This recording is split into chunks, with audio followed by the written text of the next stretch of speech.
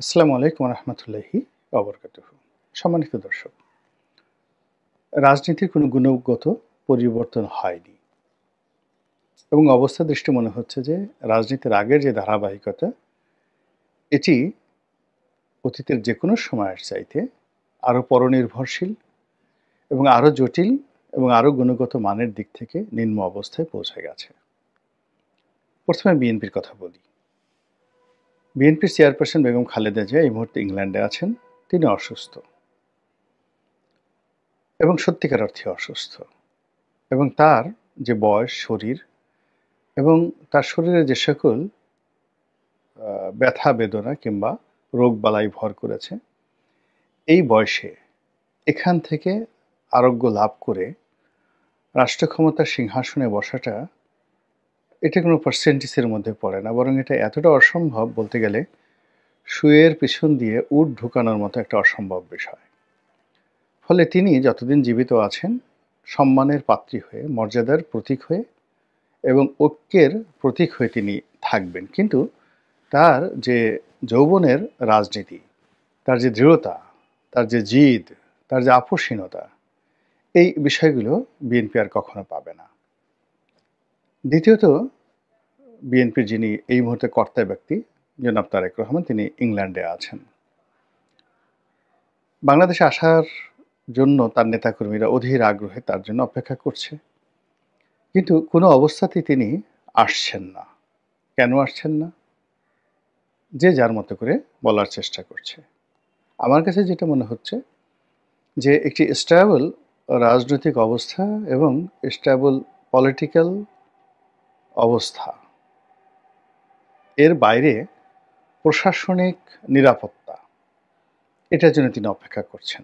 আপনারা জানেন যে 111-এর সময় তাকে গ্রেপ্তার করা হয়েছিল, তার উপর নির্মম নির্যাতন করা হয়েছিল।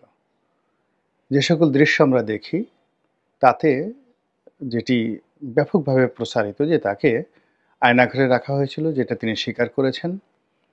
তাকে তৎকালীন ডিজিএফআই তাকে ফ্যানের সঙ্গে টানিয়ে তাকে বেদম প্রহার করেছিল। অনেকে বলেন যে তার মেরুদণ্ড ভেঙে দেওয়া হয়েছে। বীভৎস নির্যাতনে তিনি কুঁকড়ে পড়েছিলেন এবং দীর্ঘদিন পিজি হাসপাতালে তিনি ভর্তি ছিলেন। তো যাদের জীবনে এই ধরনের জুলুম এবং অত্যাচার একবার হয়, ওই আতঙ্ক, ওই ঘৃণা, ওই দেশ কিয়ামত পর্যন্ত তাদের শরীরে, মন, মানসিকতায় ভেসে বেড়ায়। অধিকন্ত তার সঙ্গে যারা আছেন, তার কন্যা এবং তার স্ত্রী, তারা 111-এর সময় যে বীভৎস সময় পার করেছেন। স্বামী গ্রেপ্তারকৃত, শাশুড়ি তিনি সেন্ট্রাল জেলে রয়েছেন। একবার স্বামীর সঙ্গে দেখা করেন, একবার স্ত্রীর সঙ্গে দেখা করেন, শাশুড়ির সঙ্গে দেখা করেন, এবং সাংবাদিকরা জেকে ধরেন। তাদের কোনো প্রশ্নের উত্তর জুবাইদা রহমান কখনো দেননি, দিতে পারেননি। ফলে তাদের উপর এক ধরনের মানসিক চাপ গেছে এবং সেই চাপ সঙ্গত কারণে তারা কাটিয়ে উঠতে পারেননি। আমরা দেখেছি বেগম জিয়া যখন মরণাপন্ন ছিলেন, ঠিক সেই সময়টিতে তার দ্বিতীয় সন্তান কোকুর স্ত্রী বারবার এসেছেন, শর্মিলা রহমান এসেছেন, কিন্তু জুবাইদা রহমান বাংলাদেশে আসেননি বা আসার মতো পরিবেশ তিনি অনুভব করেননি। এর কারণ হলো ওই যে তার যে ট্রমা, 111-এর যে ট্রমা, যেটি কোকুর স্ত্রীকে ওইভাবে আকর্ষণ করেনি বা ওইভাবে আঘাত করেনি যেটা জুবাইদা রহমানকে করেছে।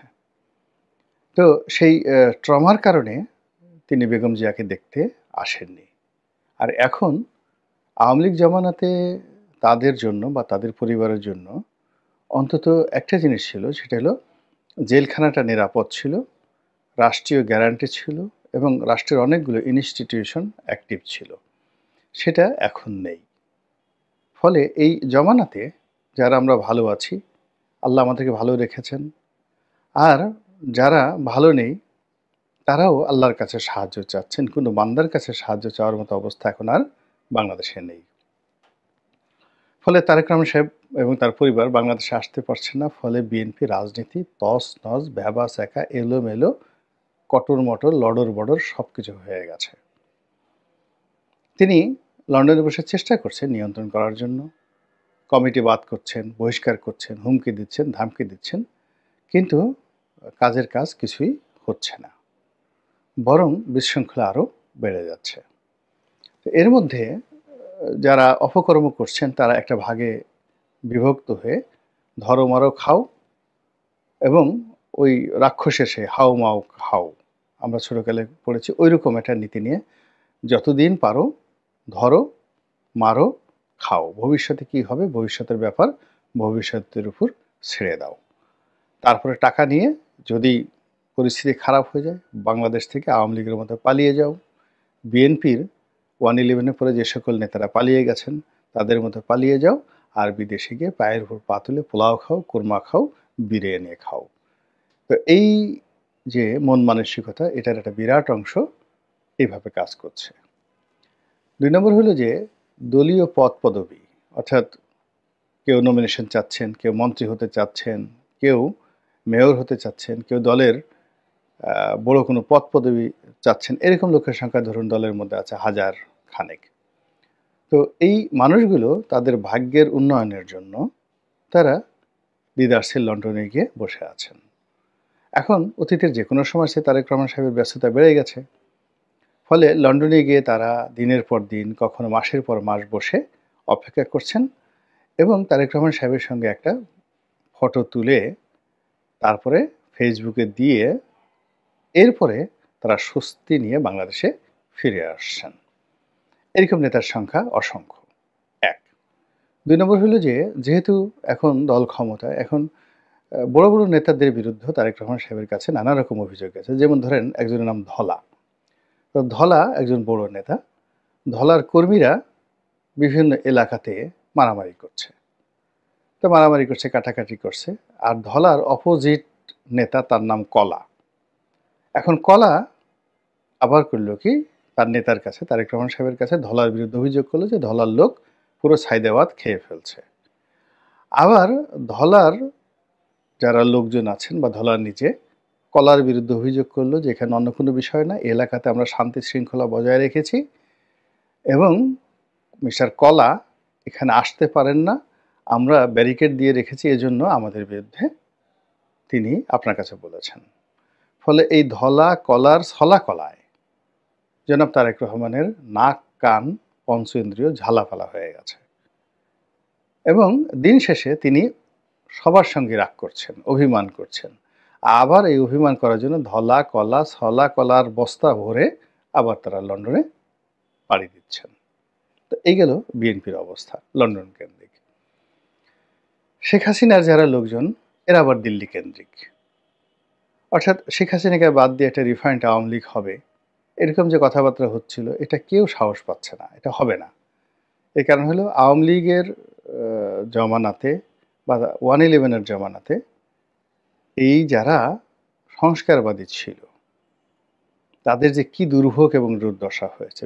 আওয়ামী লীগ এবং বিএনপি উভয় দলই সামরিক শাসনের জাতাকলে পড়ে দলকে রিফাইন করার জন্য আওয়ামী লীগের সবচেয়ে সেরা, যেমন সুরেন্দ্র সেনগুপ্ত, তোফায়েল আহমেদ, আমির হোসেন আমু, যাদেরকে সংক্ষেপে র্যাড বলা হতো, তাদের সঙ্গে জনাব সাবির হোসেন চৌধুরী, বগুড়ার আব্দুল মান্নান সাহেব, তারপরে শেষে আখমদ জাহাঙ্গীর হোসেন সাহেব, মাহমুদুর রহমান মান্না সাহেব থেকে শুরু করে, মানে শেখ হাসিনা রিক্রুট করা সবচেয়ে মেধাবী যারা লোকজন তারা এবং বঙ্গবন্ধুর হাতের রিক্রুট করা মেধাবী লোকগুলো সব শেখ হাসিনাকে মাইনাস করার চেষ্টা করেছে, কিন্তু হয়নি।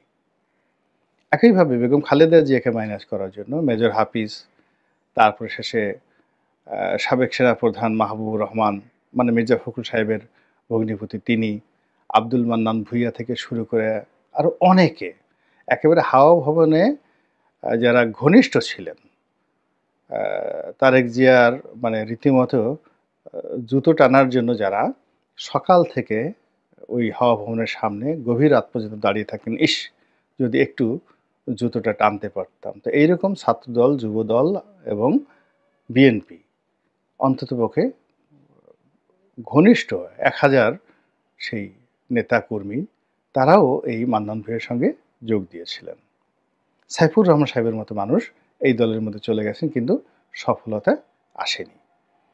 তো সফলতা আসেনি, কিন্তু দলের মেরুদণ্ড ভেঙে গেছে, বিশ্বাস চলে গেছে, আস্থা এবং নির্ভরতার জায়গা চলে গেছে।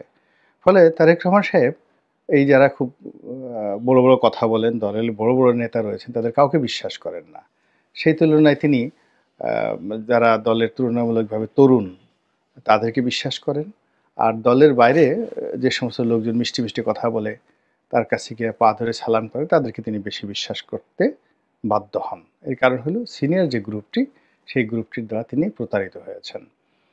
তো এই কারণে কি হলো, এই নতুন একটি রিফাইন্ড আওয়ামী লীগ হবে, বা এই মুহূর্তে বিএনপি আওয়ামী লীগকে মাইনাস করে আবার -2 ফর্মুলা হবে, এটি নিয়ে কথাবার্তা শোনা যাচ্ছে, কিন্তু এটা সম্ভব হবে না। বাংলাদেশের যে ট্র্যাডিশন, সেই ট্র্যাডিশনে সম্ভব হবে না। তো আগে যে লন্ডনের কথা বললাম, সেই লন্ডনের কথা বাদ দিয়ে এখন দিল্লির কথা বললি। যারা বাংলাদেশে আছেন, তারা অনেকে যারা রাজনীতি করতে চান, যাদের মুখোশ এখনো উন্মোচিত হয়নি, তারা বাংলাদেশে থেকে কেউ কলকাতা যাচ্ছেন, কেউ দুবাই যাচ্ছেন, কেউ আমেরিকাতে যাচ্ছেন, ওখান থেকে গিয়ে আবার নেত্রীর সাথে কথা বলছেন, অনেকে দিল্লিতে আসছেন। আবার যে সমস্ত যারা পালিয়ে আছেন, আওয়ামী লীগের শীর্ষ যারা নেতৃবৃন্দ রয়েছেন, তারাও সকাল বিকাল শেখ হাসিনার সঙ্গে কথা বলছেন। ফলে শেখ হাসিনার যে টেলিফোন ডেইলি 18 ঘন্টা ব্যস্ত থাকে, সমস্ত নেতাকর্মীদের সাথে কথাবার্তা বলতে হচ্ছে, এবং ওই দিল্লি থেকেই আবার নতুন একটি আওয়ামী লীগ তৈরি হচ্ছে। আপনারা জানেন যে একসময় মাওলানা আব্দুল হামিদ খান ভাসানী যে আওয়ামী লীগ তৈরি করেছিলেন, সেই আওয়ামী লীগও দেশের বাইরে থেকে তৈরি হয়েছিল, বাংলাদেশ থেকে নয়। তো যা হোক, এখন নতুন করে যে আওয়ামী লীগ তৈরি মানে হচ্ছে, এটাও ৭৫-এর 15ই আগস্টের পরে যেভাবে আওয়ামী লীগের সমস্ত কর্মকাণ্ড দিল্লি থেকে পরিচালিত হতো, বাংলাদেশের জিয়াউর রহমান সাহেব অনেক চেষ্টা করেছেন আব্দুর রাজ্জাক সাহেবকে দিয়ে, ডক্টর কামাল হোসেন সাহেবকে দিয়ে, আব্দুল মালিক উকিল সাহেবকে দিয়ে, তারপর শেষে টাঙ্গাইলের আব্দুল মান্নান সাহেবকে দিয়ে বিকল্প আওয়ামী লীগ গড়ে তোলার, কিন্তু শেখ হাসিনার কাছে আর এটা হয়নি। শেখ হাসিনা যখন এলেন, তখন এটা এক প্রাণ ফিরে পেল, এবং এই যে টোটাল ফরমেশন, এটা দিল্লি থেকে হয়েছে। আবার ১/১১-র আগে ২০০৮ সনে তখন আওয়ামী লীগের যে ত্রাহি ত্রাহি অবস্থা, সেটাও তখন দিল্লি থেকে এটা প্রতিষ্ঠিত হয়ে আসছে।